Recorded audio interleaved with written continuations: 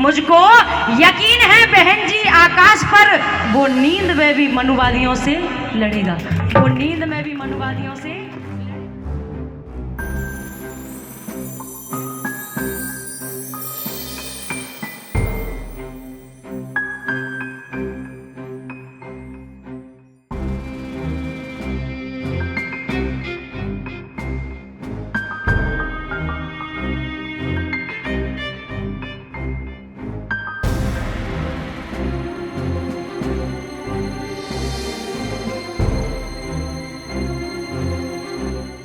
महात्मा ज्योतिबा फुले, छत्रपति शाहू जी महाराज, नारायण गुरु, पेरियार रामास्वामी जी, बाबा साहब डॉक्टर भीमराव अंबेडकर जी एवं मान्यवर साहब श्री काशीराम जी को नमन करता हूँ।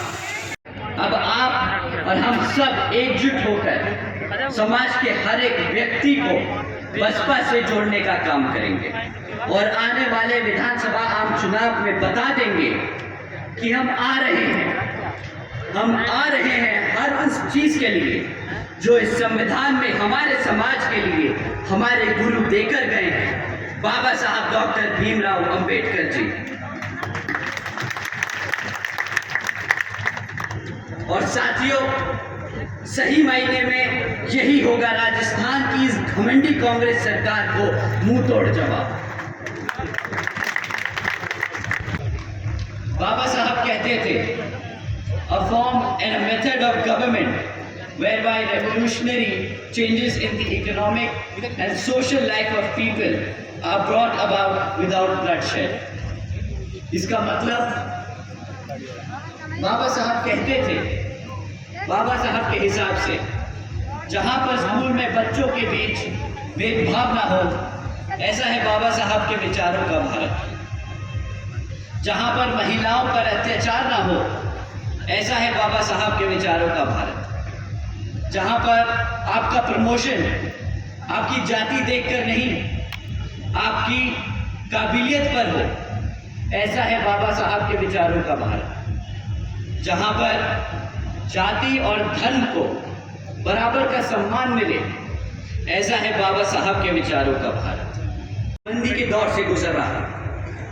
एक तरफ प्राइवेट सेक्टर, सेंट्रल गवर्नमेंट सरकारी नौकरियां बंद कर रही थी, लोगों को नौकरियों से निकाल रही थी, और दूसरी तरफ बहन जी लाइन से लगा के हमारे समाज के लोगों को नौकरियां दे रही थी।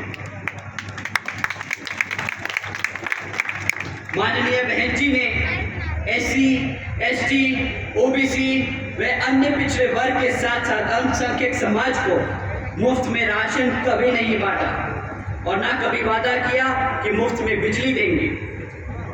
उन्होंने ये इसलिए नहीं किया, उन्होंने हम सबको रोजगार के अवसर दिए, मौके दिए, ताकि हमारा समाज अपने पैरों पर खड़ा हो सके। ये ना हो कि 6 महीने बाद वो फिर सड़क पे आके भीख मांगे बिजली के लिए, राशन के लिए। वो ना हो, अपने पैरों पर खुद खड़ा। आज मैं और मेरे जैसे लाखों करोड़ों बहुजन समाज के नौजवान साथी अपना सिर उठाकर एक इज्जतदार जिंदगी जी सकते हैं, तो वो सिर्फ और सिर्फ हम सबकी बहन जी की वजह से ही।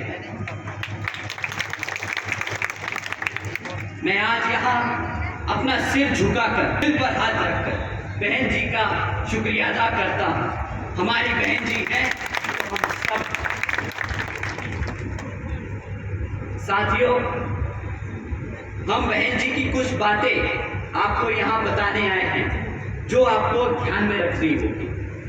आपको पता है कि इलेक्शन अब सर पे है, तो दुश्मन इस इलेक्शन में किसी भी हद तक गिर सकता है और साम दाम दंड भेद आदि का इस्तेमाल कर सकता है।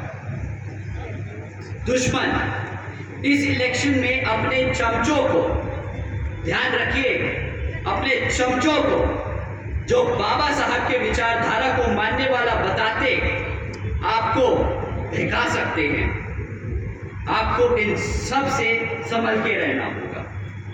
दुश्मन इस इलेक्शन में आपको फिर से मुफ्त राशन और बिजली देने का वादा करेंगे।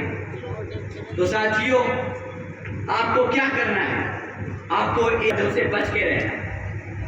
चाहे मुख्यमंत्री आके कुछ बोले, बीजेपी का नेता आपको आके कुछ बोले, आपको सिर्फ एक ही चीज उन्हें दिखानी है, अपनी नीली झंडी।